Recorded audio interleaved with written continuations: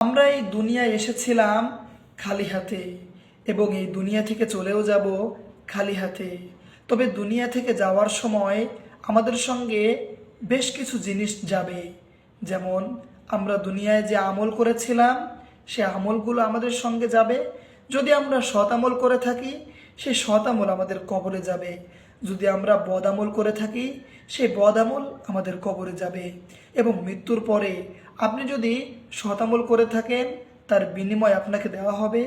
আপনি যদি অসৎ কাজ করে থাকেন তার বিনিময়ও আপনাকে দেওয়া হবে।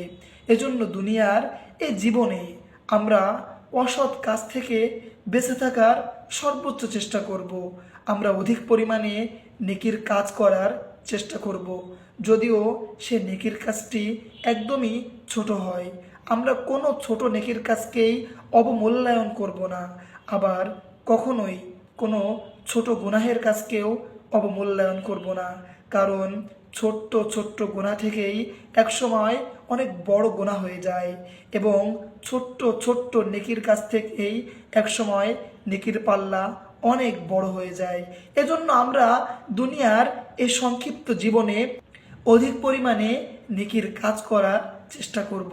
আল্লাহ তাআলা আমাদের সহায় হন।